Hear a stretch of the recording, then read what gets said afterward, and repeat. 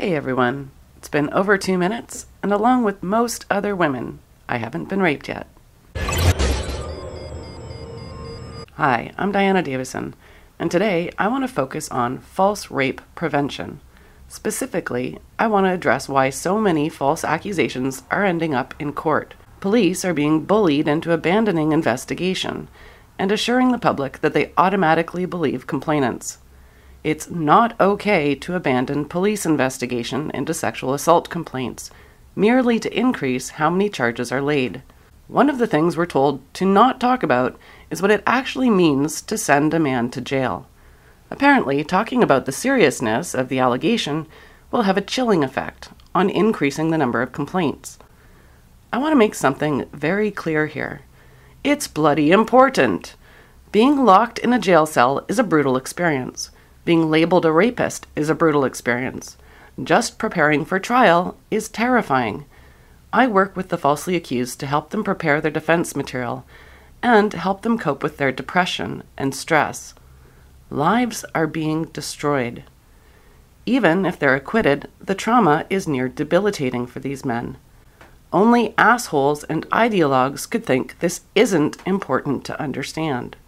Sexual assault activists want to remove or completely block the ability of police officers to do their jobs and properly investigate sexual assault complaints, as if the courtroom should be the first test. And some police forces are caving to the pressure. We're at the point where an accused can't give his evidence to police anymore because police have a mandate to increase the number of complaints that go to court. As a result, the accusation will be twisted to work around the evidence that it's false. Our courtrooms are overloaded and full of cases with little to no evidence of a crime. Are you seeing the problem here? I know there are good cops out there who want to defend their work. If you can't speak out, then contact me and I'll tell people what they need to know. Meanwhile, Robin Doolittle in Toronto's Globe and Mail has been publishing a series of articles called Unfounded, a term generally meaning police determined that there was no crime, and demanding that police reduce their unfounded percentages in sexual assault complaints. Ms. Doolittle has actually done quite a bit to set us back into the dark ages. I'm going to show you Doolittle's star victim, and then explain how Doolittle's series should accomplish the opposite of her ill-thought-out goal. This is the video recording published by Doolittle in the Globe and Mail, telling the story of Ava Williams. Before we look at how well this officer did his job, I want to show you how Doolittle described this event in her original story. She says at one point, "Terror shot through Ava's body. In that moment, she realized the man hadn't simply misunderstood her. He wasn't playing around. He was raping her. No one could hear her call for help. She had no idea what to do. She wondered if he would kill her when it was over. She stopped fighting and went still." Well, pretty dramatic sounding, isn't it? Except it's completely fabricated nonsense. Here is Ava's description to London, Ontario police shortly after the event. Sorry. No, it's okay. I'm fine.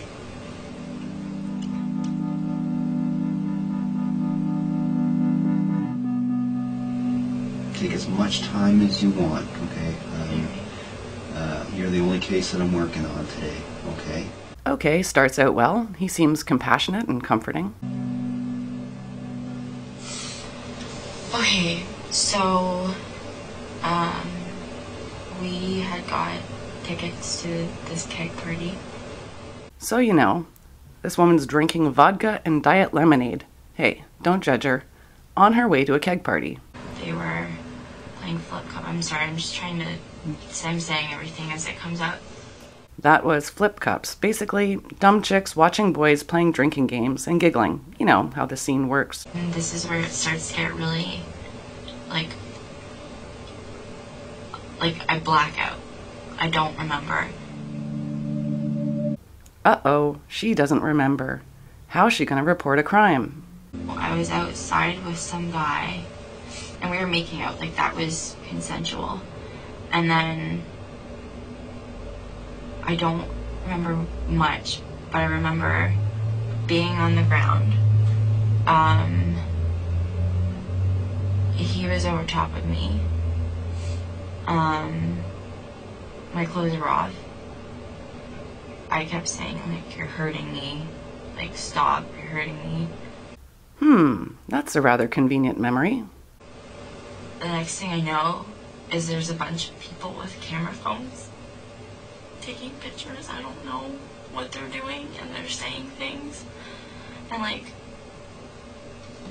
I have no idea. So, like, he gets up, like, he leaves. I'm in the fetal position like this. Notice how this is the first time she gets upset in her story?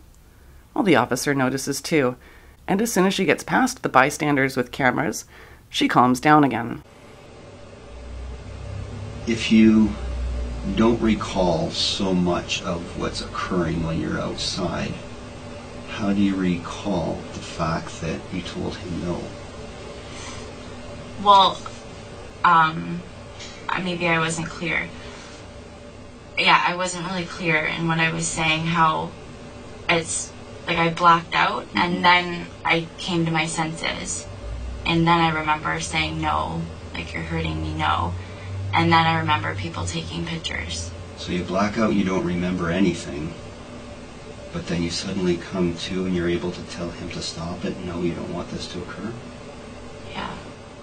And this is when Ava says the floor dropped out from under her because she realized the officer didn't believe her.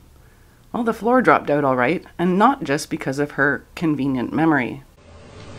I've been doing this, Ava, for 22 years.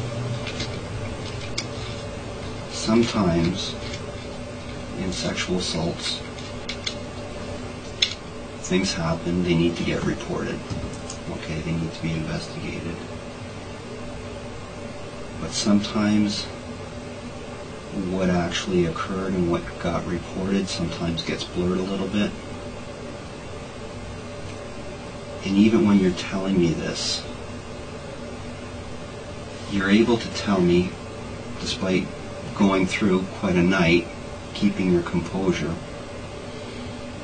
but it's at the point where you realize everybody's taking the pictures and standing around that you become very, very upset.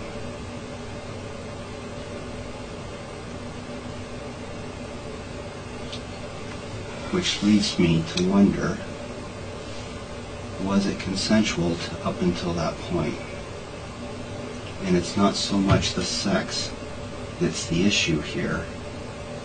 It's the voyeurism on everybody else's part with the cameras. Do you see what I'm saying? Yes, I do see what you're saying. But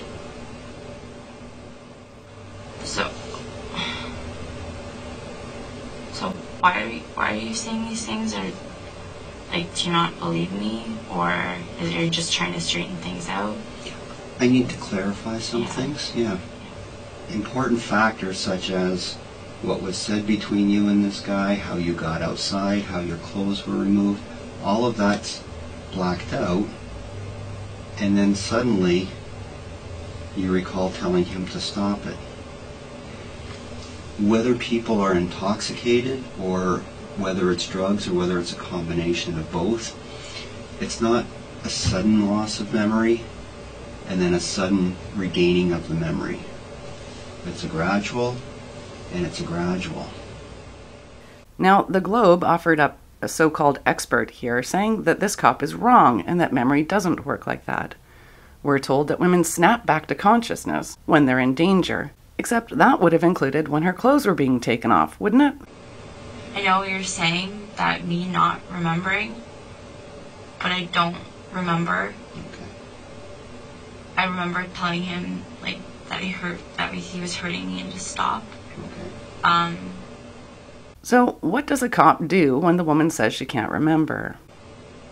And we did come across people at the party that really don't know you, don't know him, but like I said, saw you in the basement with him, making out, and what appeared to be on the side of the house, consensual sex, until it was discovered that all these cameras are around, all these people are around.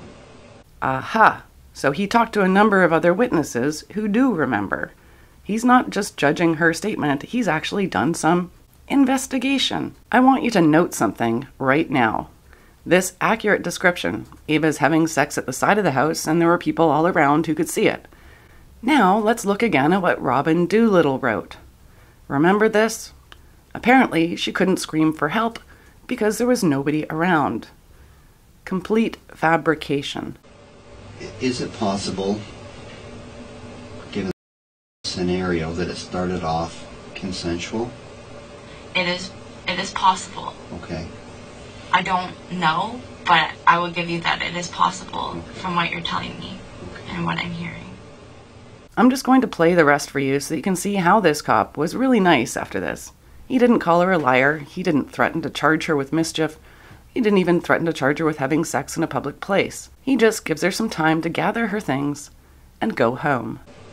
So it's not like I'm... No, I know. Sorry, I'm just trying to... Yeah. Think about it for a minute, Ava. I'm going to go check on the video recording, and I'll be back in 1 minute, okay? One of the clearest things to me, and one of the most traumatic things, was walking out of that interview room feeling like I wasn't believed and being so unsure of what happened to me.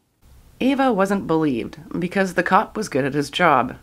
She was horrified that photos were taken. She was horrified that her parents were called that night.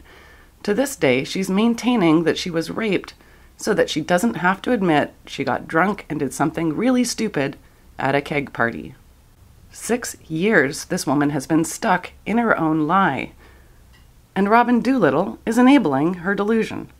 They've even got Ava worked up enough to sue the London Police Department. And this false accuser has demanded police policies change to a model that she's decided upon. Doolittle has pushed some police forces to issue statements that they will start #believing women in the future. But there is some good news. And this is really important, so pay attention. Pressure by the Unfounded series has resulted in reviews being done to look at all the unfounded cases, and this is one of the results. City Police's local review of every unfounded sexual assault case in Brockville over 2 years found each case was handled properly by police, and the designation unfounded used appropriately in each instance. So this is a review by the Brockville Police Service. After the Globe and Mail investigation, Police Chief Scott Fraser said Monday he completed the review over a series of months, and its findings suggested that thorough investigations took place with each of the victims, witnesses and suspects being interviewed. The chief found no pattern or issue that would require the service to review its investigation procedures, he said. Now check out these numbers. The BPS investigated 60 sexual assault complaints between 2015 and 2016, and 26 of those cases, or 43%, were considered unfounded.